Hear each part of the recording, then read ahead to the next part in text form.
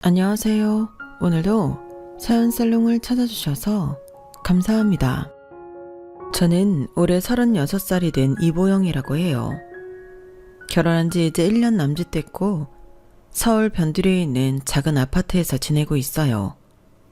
아니 있었죠. 그런데 합의 이혼은 힘들 것 같고 법적 분쟁까지 해야 할 텐데 마음이 참 심란해지는 요즘이에요. 마음의 결정을 못한 게 아니라 제 선택이 이렇게밖에 끝나지 못했다는 게 슬프다고나 할까요? 흔히 연애할 때 사계절은 봐야 한다고 말하잖아요. 그래서 저도 충분히 살펴본다고 3년이나 연애했는데 결국 끝이 좋지 못했네요. 물론 처음부터 문제가 있던 건 아니었어요. 나름 오래 연애했던 만큼 성격 차이도 없었고 둘 다 집순이 집돌이라 크게 다툼이나 문제 없이 잘 지냈죠.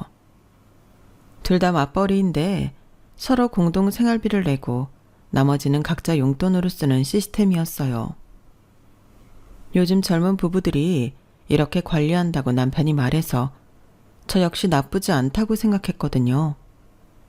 물론 둘이 함께 모으면 더 빨리 모을 수 있지만 내가 번 돈을 쓰는데 눈치 보고 싶지 않다는 마음은 저도 조금 있었던 것 같아요.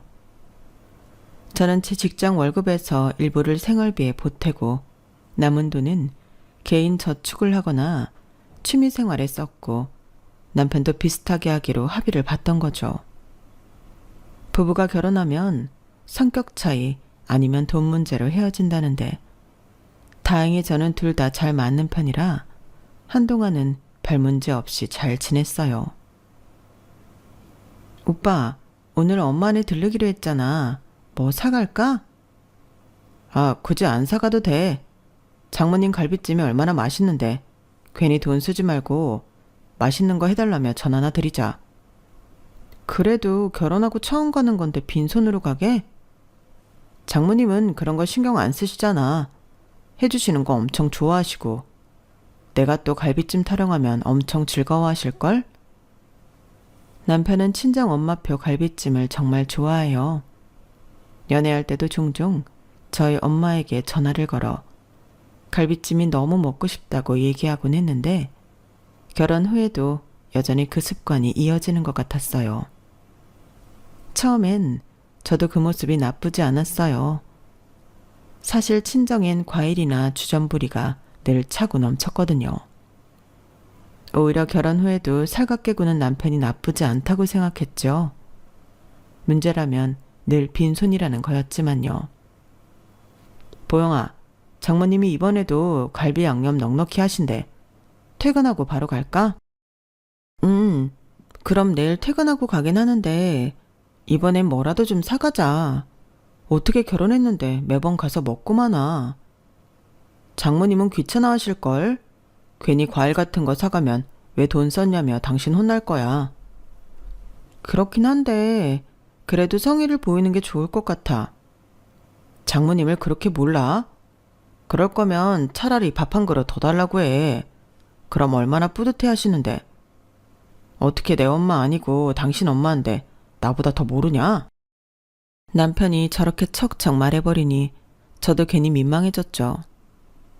물론 친정에 갈 때 안 사갔던 건 아니에요.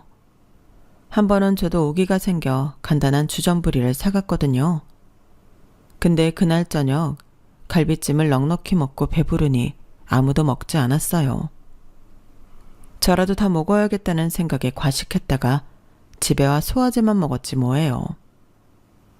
그런 일이 반복되다 보니 저 역시 친정에는 빈손으로 가고 맛있게 먹었다는 말만 하게 되었죠. 그런데 문제는 시댁에 갈 때는 상황이 달랐다는 점이에요.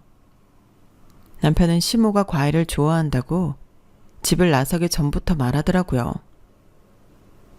오빠, 이 딸기 한 팩에 몇만 원이야.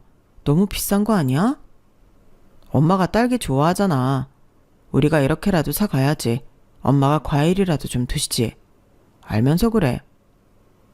나는 딸기 비싸서 잘 안 사 먹는데 다른 과일도 많잖아. 비쌀 때 사야 맛있는 거야. 자주 가는 것도 아니잖아. 왜? 우리 엄마 먹는 게 돈 아까워? 아니, 누가 그렇대. 우리 집에 갈 땐 빈손으로 가는 게 최고라더니 어머니네 갈 땐 금딸기 고르니까 기분이 좀 그래서 그렇지. 어머니 물컹한 식감 싫어하시잖아. 그래서 복숭아도 딱복만 드시고 딸기 물컹해서 별로 싫어하실걸? 아니야? 아니야. 우리 엄마도 딸기 종종 드셔. 거봐, 종종이지. 우리 엄마처럼 환장하게 좋아한다 이런 말 못하지? 그럼 됐어. 괜히 그런 걸로 트집 잡고 그러지 말자. 내가 다른 데 쓴다는 것도 아니고 엄마 사준다는데. 뭐라고 말을 더 하려다가 말았어요. 치사한 건 분명히 남편인데 말하면 할수록 제가 치사해지는 것 같았거든요. 근데 계산대 앞에서 계산을 안 하고 있는 거예요. 그래서 물었더니 그러더라고요. 생활비 카드 당신이 가지고 있잖아. 당신이 결제해야지. 안 그래? 이런 건 개인 지출 아니야? 당신 용돈에서 써야 하는 거 아니냐고. 에? 그런 게 어딨어. 우리 엄마가 남이야? 친구 만나러 가면 내 용돈인데 우리 엄마는 가족이잖아.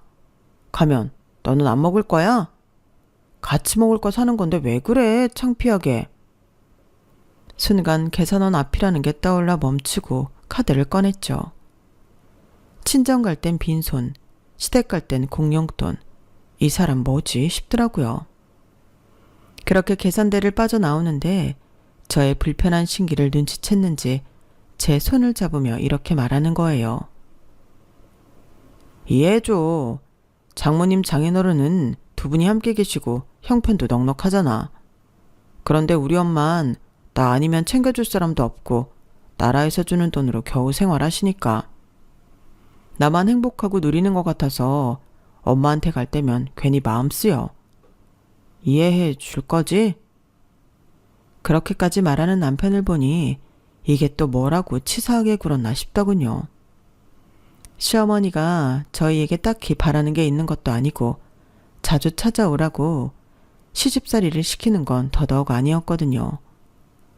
그래, 좋은 게 좋은 거라고 밖에 나가 술 처먹는 것도 아니고 부모한테 돈 쓰는 건데 치사하게 굴지 말자. 우리 집에도 내가 이렇게 사가면 되는 거지. 그렇게 마음을 다잡았어요. 그리고 시댁에 도착했는데 어머님은 TV를 보고 계시더군요. 저희가 들어가자마자 배고팠다고 그러시는데 집 안에서 음식하는 냄새가 하나도 안 나는 거예요. 엄마, 짜장면이지? 나는 짬뽕. 너는? 짜장면 먹을래? 우리 둘이 다른 거 시켜서 나눠 먹자. 탕수육도 하나 시켜야겠다. 그러더니 자연스럽게 남편이 중국집에 전화를 걸었죠.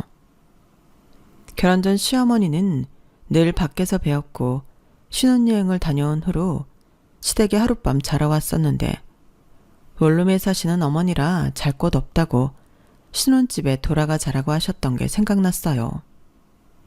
지금까지 단 한 번도 어머님이 해주신 음식을 먹어본 적이 없었던 거죠. 그렇게 시킨 음식도 역시 공동비에서 결제를 해야 했습니다. 너무 당연한 듯 시어머니 앞에서 저에게 카드를 달라고 했거든요. 나 잠깐 나갔다 올게. 짜장면이랑 짬뽕 좀 엄마랑 식탁으로 옮겨줘. 이런 말을 하고 남편이 카드를 들고 밖으로 나가더라고요. 순간 뭐지? 싶었는데 불과 몇 분이 지나지 않아 핸드폰에서 알람이 울리는 거예요. 땡땡커피 베이커리? 순간 이게 뭐지 싶었는데 잠시 뒤 남편이 들어와 상황을 알게 되었죠. 어머님 집 바로 옆에 맛집 커피숍이 있는데 개인이 하는 작은 카페거든요. 그런데 주문을 어플로 시키면 배달 시간이 1시간이나 걸린대요. 그래서 이렇게 식사를 하기 전 결제를 하고 가져다 달라고 하면 주인이나 알바생이 가져다 준다는 거죠. 자주 있었던 일인 듯 어머님도 이걸 신기해하지 않으시더라고요. 커피? 케이크나 과자도 샀어? 결제 금액을 보니까 음료만 산 게 아닌 것 같은데? 거기 케이크도 맛있거든. 주문하러 간 김에 같이 가져다 달라고 했어. 신상이 나왔는지 맛있어 보여서. 후식으로 딸기 먹는 거 딸기는 양이 많지도 않은데 그걸 어떻게 같이 먹어? 당신 먹고 싶으면 집에 갈 때 사가자. 알았지? 순간 이건 아니다 싶었어요. 그래서 시댁에서 먹는 둥 마는 둥 마지못해 앉아있다가 집으로 돌아오는 길 남편한테 말했죠. 오빠, 시댁에서 쓰는 돈이 다 공동생활비에서 나가면 내 입장에선 조금 불편해. 불편할 게 뭐 있어. 따로 살아도 가족인데. 그럼 분가해서 살면 불편하고 합가해서 살면 당연한 거야? 그럼 합가해? 그런 말이 아니잖아. 친정할 땐 늘 빈손으로 가서 비싼 소갈비찜 먹고 시댁 갈 땐 비싼 과일에다 외식, 커피나 케이크 같은 디저트며. 그건 장모님이 음식 잘하시고 커피 머신도 있고 제철 과일도 냉장고에 다 있잖아. 사갈 만한 게 없으니까 그렇지. 그리고 장모님 입맛은 좀 까다로우셔. 뭐가 서운한지 알겠는데 그건 사람에 따라 다른 형평성으로 접근해야 하지 않아? 돈 필요한 사람한테 써야지. 장모님은 먹을 게 필요 없는데 사가는 건 결국 과소비야. 그래도 마음이잖아. 그래, 그 마음. 그래서 늘 맛있다고 말하고 해달라고 해서 그러고 가서 2그릇 이상 먹고 열과 성의를 다하잖아. 장모님 좋아하시는 대로. 내 말이 틀렸어? 오빠 그렇게 생각한다면 말리지 않겠는데 더 이상 공용 지출해서 어머님 외식값이나 과일 사가는 거 반대야. 아니, 이젠 그렇게 안 할 거야. 도무지 말이 안 통한다고 느꼈기에 단호하게 말했어요. 공용 지출은 공통으로 합의했을 때만 해당되며 우리가 주 거주지로 사는 신혼집에 한정한다고요. 이랬더니 이 남자 뭐라는 줄 아세요? 그래? 그럼 앞으로 장모님 댁 갈 때도 마찬가지지? 그럼 나야 좋지 뭐. 가뜩이나 너 장모님네 갈 때 뭐 사가지 가자고 그렇게 노래를 부를 때 나도 애매했거든. 과소비는 싫고 너는 원하고. 그럼 이제 네 용돈에서 네가 알아서 사가면 되니까 그 얘기는 이제 끝난 거지?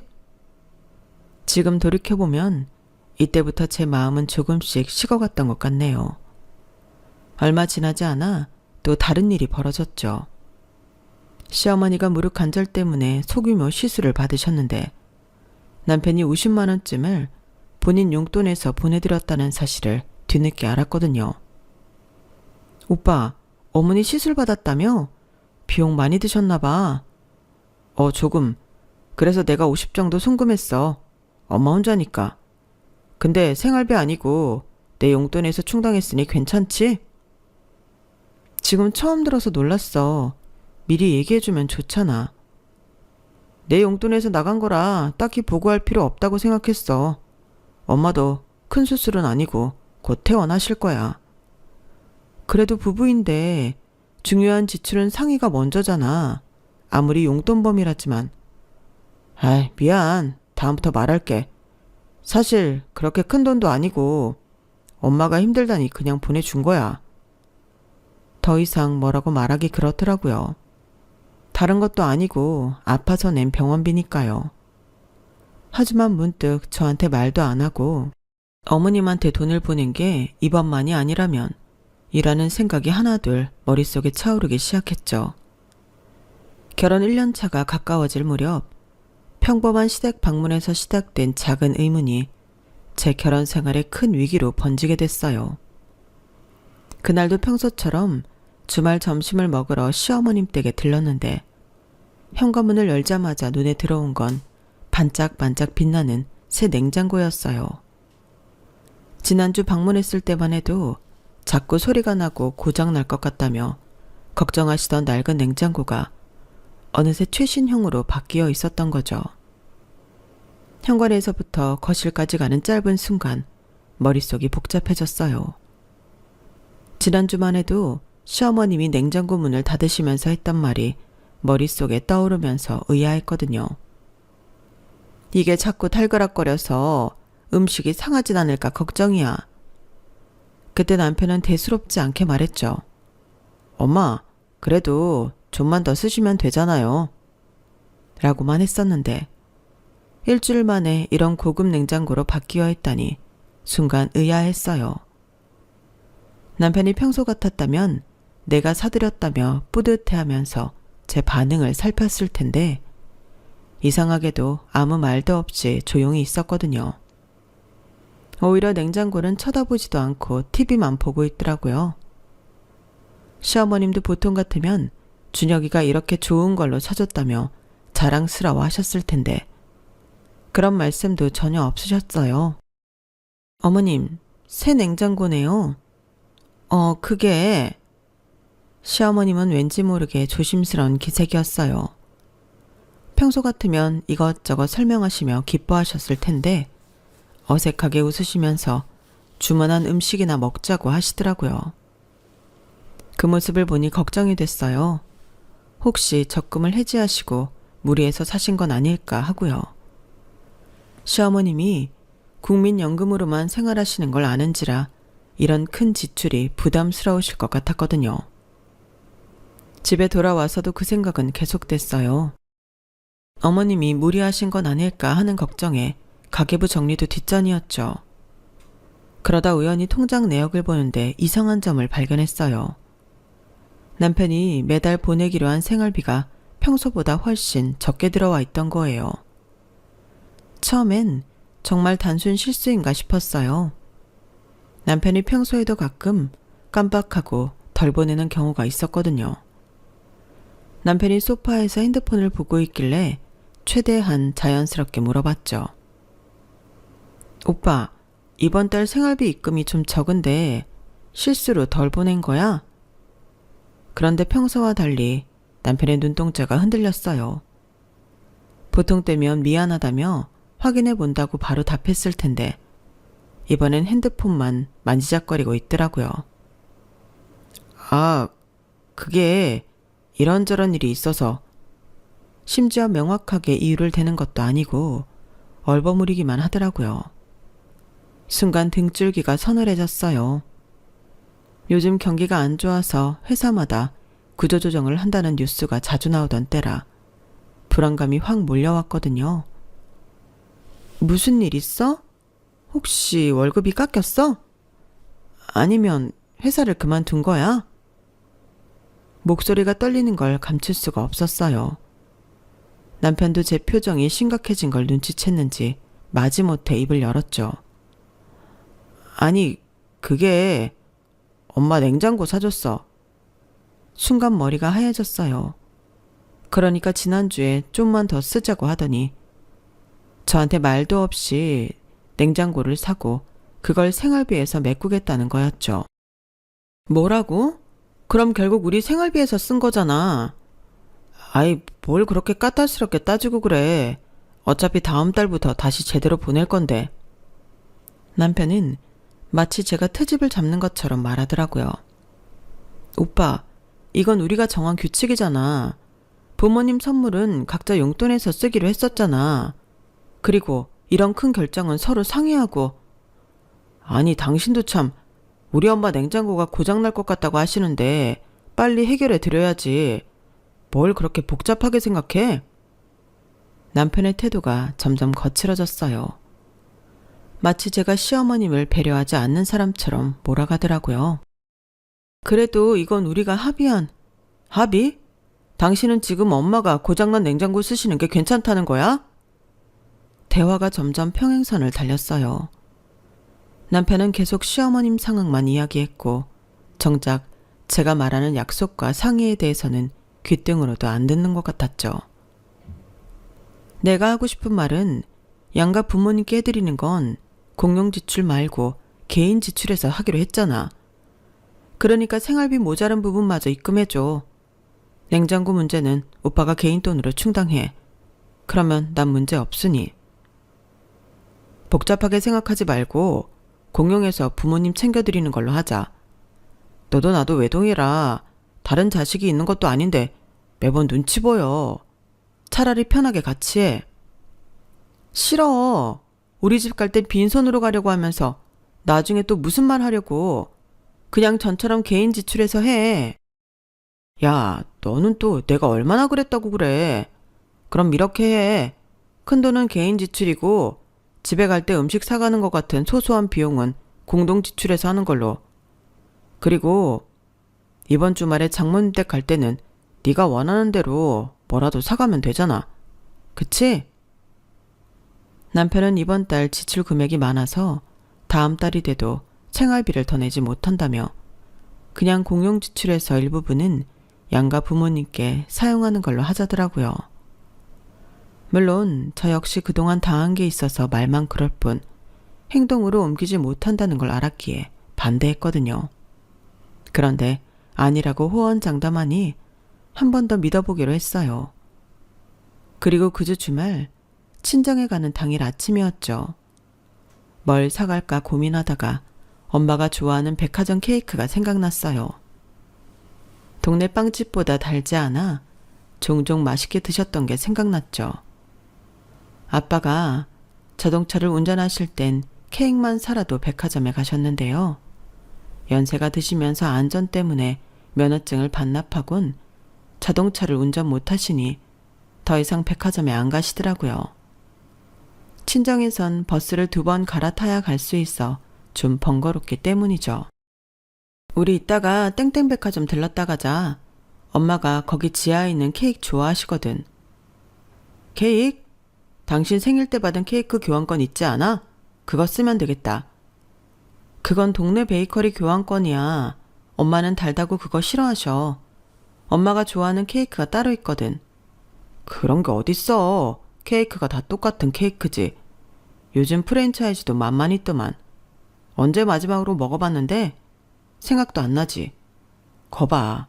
이번 참에 먹어보면 달라진 거 알걸?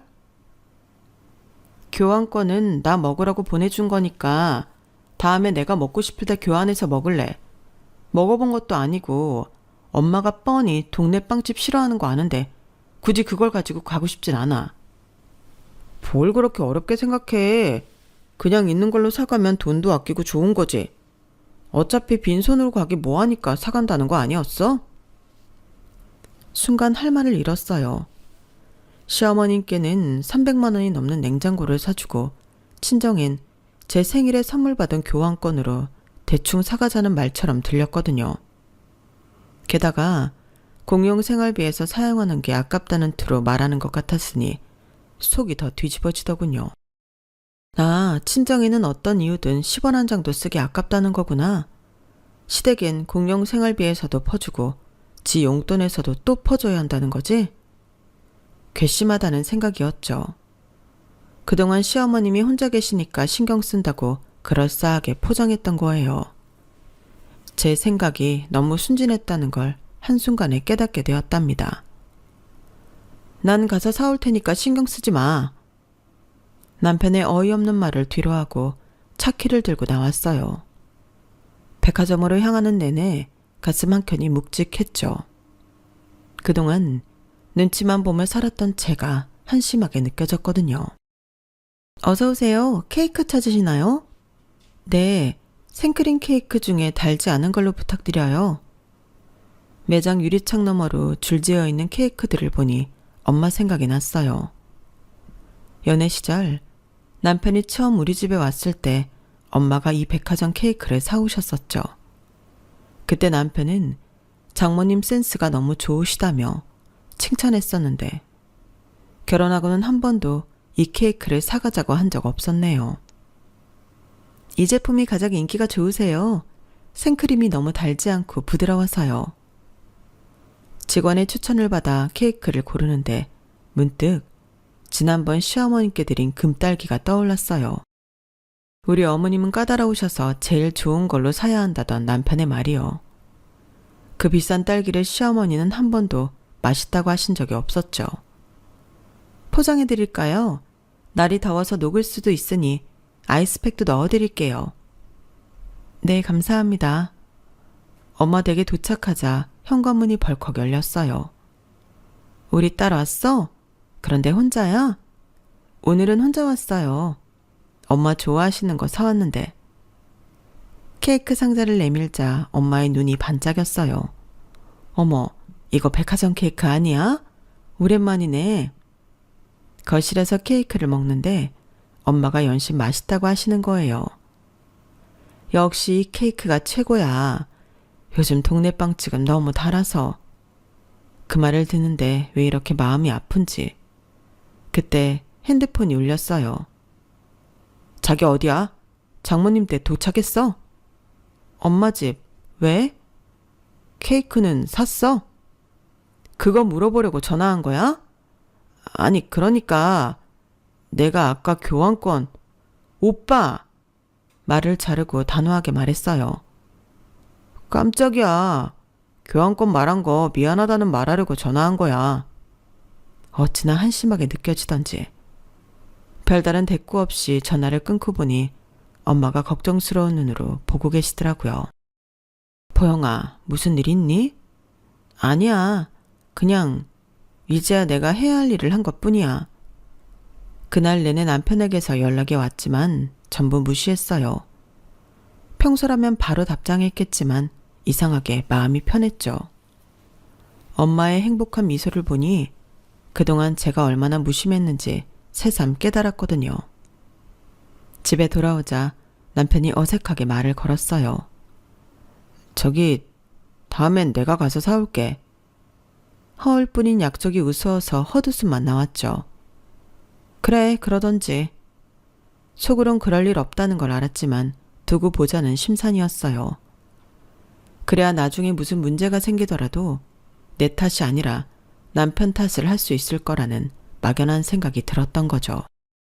그날 이후로 저는 달라졌어요. 더는 눈치 보지 않기로 한 거죠. 그리고 얼마 뒤 제 예상대로 폭풍이 몰아치기 시작했답니다. 그리고 며칠 지나지 않아 결정적인 일이 벌어졌죠. 어버이날이었거든요. 어버이날이 왜 결정적인지 제 남편이 어떤 사람인지 다 알아버리신 분들이라면 눈치채셨을 것 같은데 맞아요. 상상하시던 그 일이 실제로 일어났답니다. 지난 주말 친정에 다녀왔기에 평일이 어버이날이라 시댁에 먼저 가기로 했어요. 어디를 먼저 가고 안 가고는 크게 중요하지 않다고 생각했거든요. 그런데 문제는 시댁에 도착한 후였답니다. 시댁에 들어서는 순간 제 눈은 의심했어요. 좁디 좁은 원룸 창가에 거대한 안마의자가 버티고 있었거든요. TV 홈쇼핑에서 본 그 안마의자가 분명했어요. 지난주만 해도 남편과 함께 보면서 와, 이거 진짜 비싸다며 놀랐던 바로 그 제품이. 아니, 설마. 심장이 쿵 내려앉았어요. 원룸이라 거실이라고 해봤자 겨우 8평 남짓인데 그 좁은 공간의 절반을 차지하고 있는 안마의자는 마치 저를 비웃듯 반들반들 윤이 나고 있었죠. 멍하니 서 있는데 문득 지난주 시어머님과 나눈 대화가 떠올랐어요. 어머님, 요즘도 허리 아프세요? 그냥 늙어서 그런가. 병원 한번 가볼까 하는데. 한의원은 어떠세요? 침 맞으면 좀 나아지실지도. 아유, 그런 거 신경 쓰지 마. 이 정도면 양호한 거야. 그때만 해도 시어머님은 대수롭지 않게 말씀하셨는데 이렇게 될 줄이야. 현관에 놓인 제 구두를 벗으면서도 머릿속은 복잡했어요. 남편은 언제 이걸 샀을까? 어떻게 들여왔을까? 돈은 어디서? 어머, 왔니? 이거 봐봐. 이게 얼마나 좋은지 몰라? 어머님이 호들갑스럽게 맞이하시는데 그 목소리에 담긴 자랑스러움이 왠지 거슬리더라고요. 마치 우리 아들 봐라 하는 것 같았어요. 평소 과하게 표현하시는 분이 아니었는데 오늘따라 유독 목소리가 들떠 있었죠. 오빠가 사드린 거예요? 목소리가 생각보다 차갑게 나왔나 봐요. 남편이 화들짝 놀라 저를 쳐다봤거든요. 그 순간 남편의 눈빛이 흔들리는 게 보였어요. 뭔가 석연찮은 일이 있다는 걸 직감한 듯 했어요. 하지만 어머님은 전혀 눈치채지 못하신 듯 했어요. 그럼 우리 아들이 아니면 누가 이런 걸 사주겠어? 허리 아프다고 했더니 바로 사줬잖아? 요즘 자식들은 부모님 고생하는 거 안 본다는데 우리 아들은 달라. 어머님 목소리에 자부심이 가득했어요. 그런데 왜 저한텐 그 말이 꼭 너희 집에는 이런 거 못 해주지 하는 것처럼 들리는 걸까요? 아니에요. 분명 제가 예민한 거예요. 어머님이 그런 뜻으로 하신 말씀이 아닐 텐데. 남편은 마치 준비라도 한 듯 바로 설명을 시작했어요. 엄마가 허리가 많이 아프시다길래 병원 다니시는 것보다 이게 더 낫겠더라고. 마사지 회원권은 한 번에 100만 원이 넘고 그것도 3개월이면 끝나는데 이건 평생 쓰실 수 있잖아. 실용적이고. 말꼬리를 흐리는 남편의 목소리가 점점 작아졌어요. 제 표정이 심상치 않다는 걸 눈치챘나 봐요. 실용적이라고요? 우리 엄마도 허리 아프다고 하셨을 때는 나이 든 게 서러워서 그러시는 거야 라고 하더니 남편의 말이 귀에 들어올 리가 없었죠. 머릿속에서는 이미 계산기가 돌아가고 있었으니까요. 300만 원은 좋게 넘을 그 가격. 거기다 분명 할부일 텐데 이자까지 더하면 게다가 우리 통장에서 빠져나간 거라면 여보, 당신 표정이 남편이 제 얼굴색을 살피더니 목소리를 낮췄어요. 그리곤 마치 큰 양보라도 하듯 덧붙였죠. 할부로 했으니까 당분간은 어머니한테 뭐 해드리기 좀 그렇긴 한데 그래도 이게 더 이득이잖아. 한 번에 돈 들여서 평생 쓰시는 거니까. 어머님은 그때 마침 화장실에 가신다며 자리를 피하셨어요.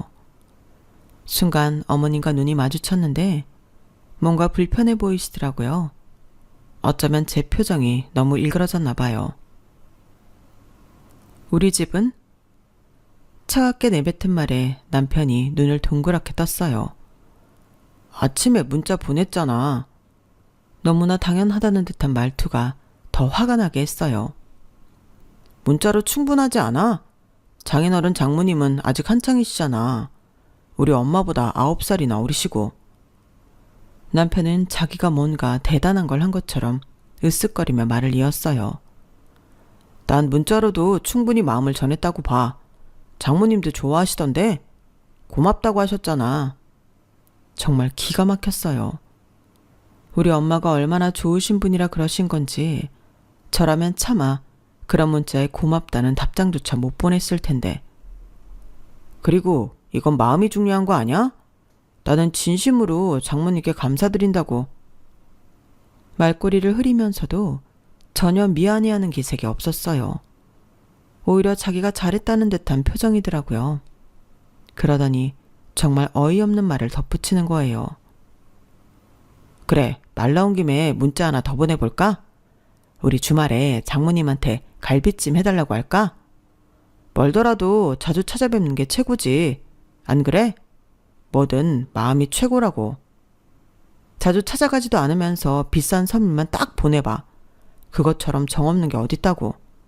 나 같은 사이도 없어. 그치? 진짜 이 남자는 자기가 뭘 잘못했는지 전혀 모르는 거예요. 시어머님께는 300만 원짜리 안마의자를 사드리고 제 친정엄마는 공짜 갈비찜이나 얻어먹으려 하고 맛있게 먹고 자주 찾아가 얼굴 뵈면 되는 거잖아. 효도가 꼭 돈으로만 하는 것도 아니고 마음이지, 마음. 안 그래? 남편의 말 한마디 한마디가 저를 폭발 직전으로 몰아갔어요. 용돈으로도 모자라 공용 통장까지 긁어가며 어머님께 선물해놓고 친정엄마한테는 돈 한 푼 안 드리고 진심을 보냈다고요? 당신 갈비찜은 앞으로 평생 먹을 일 없을 거야. 나 간다. 참았던 분노가 폭발하듯 터져나왔어요. 야, 잠깐만. 왜 갑자기 그러는 거야? 말 안 하고 산 것 때문에 그런 거면 미안해. 말하려고 했어. 그런데 어차피 오면 볼 텐데 얼마나 좋은지 보는 거랑 안 보고 이야기 듣는 거랑 또 다르니까. 내 말 듣고 있는 거야? 현관문을 박차고 나오는데 남편이 뒤에서 뭐라고 부르는 소리가 들렸어요. 오해하지 마. 내 말은. 더는 듣고 싶지 않았어요. 엘리베이터를 기다릴 새도 없이 계단을 뛰어내려갔죠. 주차장에 도착해서 바로 시동을 걸었어요. 그리고 제일 먼저 한 일이 폰 전원을 끄는 거였어요. 엄마 생각이 났어요. 아침에 문자를 받으시고도 고맙다고 답장까지 보내주신 그 마음 착하신 우리 엄마. 시어머니께 안마의자를 사주면서도 우리 부모님께는 문자 한 통이 전부라니 남편의 이중성이 이제야 완벽하게 드러난 것 같았죠. 핸들을 꺾어 친정으로 향하면서 핸드폰도 꺼버렸어요. 그리고 결심했죠. 이제는 더 이상 물러설 수 없다고. 결혼 전 이런 모습을 단 한 번도 보인 적 없다는 게 오히려 억울할 지경이었어요. 연애 땐 세상의 별도 달도 다 따준다고 말하는 거 다 거짓이라더니 정말 거짓이었던 거죠. 저녁 7시가 넘어 집에 도착하니 남편이 기다리고 있더라고요. 어두컴컴한 거실에 혼자 앉아있는 모습이 왠지 우스워 보였어요. 도대체 뭐 하는 짓이야? 전화는 왜 안 받고? 제가 현관문을 여는 순간부터 폭발하듯 소리를 지르더니 순식간에 제 앞까지 다가왔어요. 엄마가 얼마나 걱정하셨는지 알아? 내가 얼마나 전화했는지. 미친 거야? 갑자기 가출이야. 가출? 내가 왜 가출을 해? 나 친정 갔다 왔어. 뭐? 갔으면 갔다고 말해야지. 어디 간다는 말도 안 하고 전화기는 꺼놓고. 애야? 말을 해. 왜 그러는지. 왜? 어버이날인데. 뭐 문제 있어? 비싼 선물은 주지 못해도 얼굴이라도 보려고 한 건데. 당신 말대로 돈이 전부가 아니라면 정성이라도 보여야 하잖아. 1시간 거리가 먼 것도 아니고. 뭐야. 그러면 같이 가자고 하면 되지. 난 또 뭐라고. 난 또 뭐라고? 우리 엄마는 아직 젊어서 알프로 볼 날 많으니까 안 가도 된다고 생각하셨나 봐? 방귀 낀 놈이 성낸나더니 정말이네요. 남편의 얼굴이 불그락 푸르락해지는 걸 보며 조용히 고개를 끄덕이고 방으로 향했어요. 제가 이렇게 순순히 안방으로 들어오니 오히려 더 화가 난 듯 했어요. 야, 이보영. 안마의자 때문에 화났나 본데 애도 아니고 이런 식으로 행동하는 게 맞아? 왜 안 돼? 너도 네 마음대로 하는데. 나도 내 마음대로 하는 게 안 되는 줄 몰랐네? 차분히 화장대 서랍을 열었어요. 몇 주 전부터 준비해둔 이혼 서류를 꺼내드렸죠. 시어머님 댁에 자주 가다 보니 남편의 수상한 행동들이 눈에 띄었거든요. 그때부터 하나 둘 모아두기 시작했답니다. 자, 받아. 남편의 면전에 휙 던졌어요. 미쳤어? 이게 뭐야? 이혼 서류? 너 진짜 미쳤나 봐. 이혼 서류를 집어든 남편의 눈이 휘둥그레졌어요. 기다려. 아직 더 있으니까.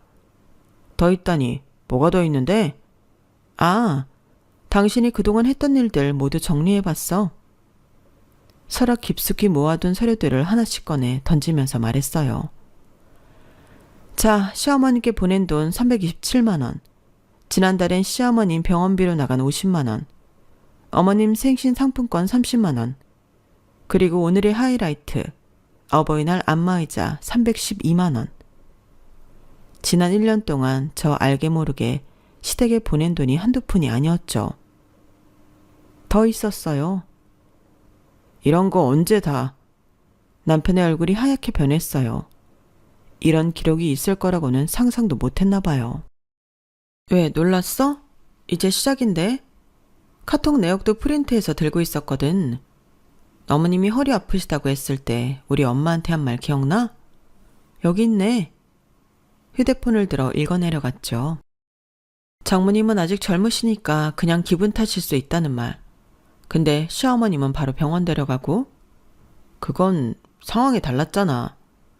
그래, 상황이 많이 달랐다고 생각했겠지. 우리 엄마는 젊어서 문자로 효도하면 되고, 어머님은 연세가 있으셔서 300만 원짜리 안마의자를 사드려야 하니까. 남편이 안절부절 못하며 서류들을 뒤적이고 있었어요. 이런 건 어디서 난 거야? 그동안 그걸 다 가지고 있었어? 당연하지. 정성스럽게 모아뒀어. 당신이 말했잖아요. 정성이 중요하다고. 순간 남편의 얼굴이 일그러졌어요. 자기 말이 자기 발목을 잡을 줄을 몰랐나 봐요. 여보, 이거 우리 얘기하면. 이제 와서 무슨 할 말이 더 있다고 그래? 당신은 충분히 말하고 행동으로도 보여줬잖아. 이제 들어. 내가 말할 차례야. 아니다. 내 이야기보다 우선 이거 듣는 게 더 빠르겠다. 휴대폰을 꺼내 녹음 파일을 틀었어요. 변호사와의 상담 내용이었죠. 이런 경우는 혼인관계 파탄의 책임이 남편 측에 있다고 볼 수 있습니다. 특히 부부간 재산관리에서 일방적인 결정과 차별적 행위가 지속됐다는 점, 공동생활비를 합의 없이 임의로 사용한 점이 중요한 근거가 됩니다. 남편의 얼굴이 하얗게 변했어요. 특히 주목할 만한 것은 부부 공동재산 관리의 신의성실 의무 위반입니다. 대법원 판례에 따르면 혼인생활 중 부부 일방이 정당한 이유 없이 공동재산을 임의로 처분하거나 상대방과 합의한 생활비 사용 규칙을 일방적으로 어기는 행위는 이혼 사유가 될 수 있습니다. 야, 이거 언제 또... 남편이 말꼬리를 흐렸어요. 제가 이렇게까지 준비하고 있었을 거라고는 상상도 못했나 봐요. 게다가 부모 봉양에 있어 현저한 차별을 두는 행위는 상대방 배우자의 인격권을 침해하는 행위로 볼 수 있습니다. 특히 공동생활비에서 일방의 부모에게만 고액의 지출을 하고 상대방의 부모에게는 그러한 지출을 거부하거나 제한하는 행위는 정신적 고통을 주는 행위로 인정됩니다. 변호사의 차분한 목소리가 이어졌죠. 민법 제840조에 따른 이혼 사유 중 제6호, 기타 혼인 생활을 계속하기 어려운 중대한 사유에 해당할 수 있습니다. 특히 부부간의 신뢰관계를 저버린 재산권 침해와 차별적 행위가 지속적으로 있었다는 점이 중요합니다. 더구나 이런 행위가 단발성이 아니라 냉장고 구매, 병원비 지급, 안마의자 구매 등 지속적으로 이어졌다는 증거가 있다면 위자료 청구도 충분히 가능합니다. 대법원은 이러한 경우 월 급여의 4에서 6개월치를 위자료로 인정한 판례가 있습니다. 남편이 소파에 털썩 주저앉았어요. 여보, 이거 너무한 거 아니야? 나도 당신 부모님께 잘하려고. 잘하려고? 오늘 당장만 해도 어머님한텐 카드 할부로 능력도 안 되면서 300만 원 넘는 안마의자 보내더니 우리 엄마한텐 딸랑 문자 한 통이 그게 잘하는 거야? 뭐든 콩알 하나라도 우리 집엔 쓰기 싫고 가서 해주는 건 맛있다고 처먹을 줄만 아는 인간이 진작 알아봤어야 하는 건데. 서류 뭉치를 다시 펼쳤어요. 자, 여기 봐. 지난 1년간 어머님께 보낸 금액만 1,000만 원이 넘어. 그런데 우리 부모님한테는 딸랑 케이크? 그것도 생일날 받은 교환권 쓰라고 난리를 쳤던 거 기억 안 나? 이게 말이 돼? 그건 상황이 달랐잖아.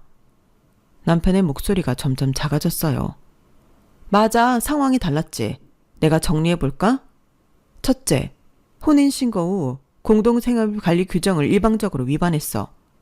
둘째, 부모 봉양에 있어 현저한 차별을 뒀고, 셋째, 고액의 지출을 할 때마다 나와의 상의를 무시했지.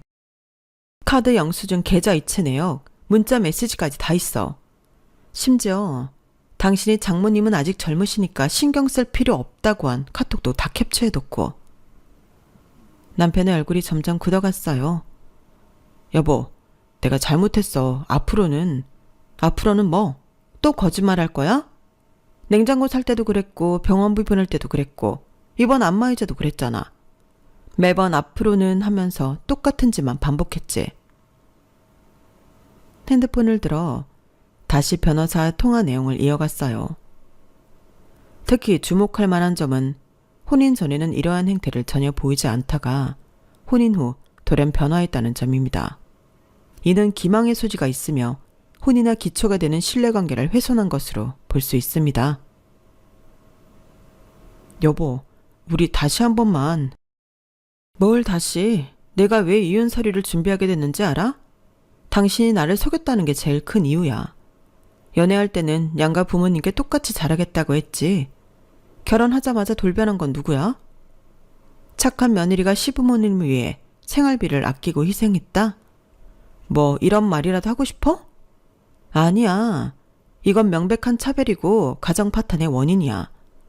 변호사님 말씀대로 충분한 이혼 사유야. 그리고 당연히 그 책임은 오빠한테 있는 거고. 제발 우리 다시 생각하자. 한 번만 기회를.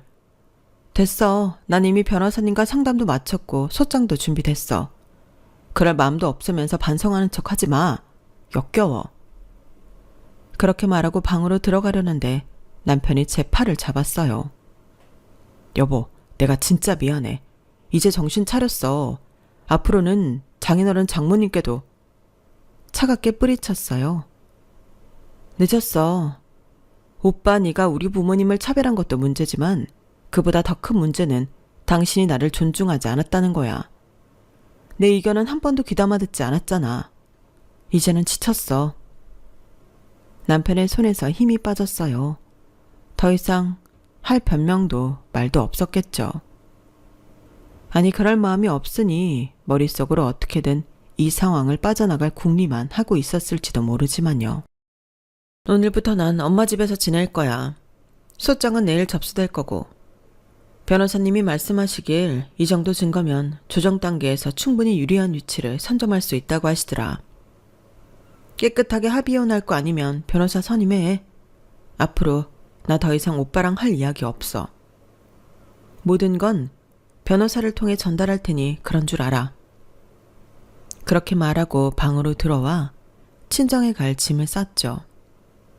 문을 닫는 순간 밖에서 남편이 털썩 주저앉는 소리가 들렸어요.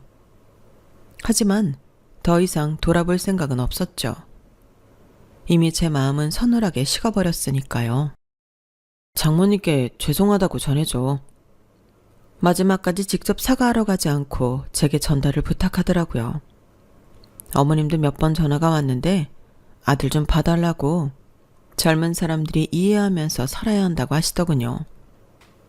어머님께 지어나던 모든 걸 끊어도 그런 말씀을 하실 수 있겠냐는 말이 목구멍까지 올라왔지만 말하진 않았어요.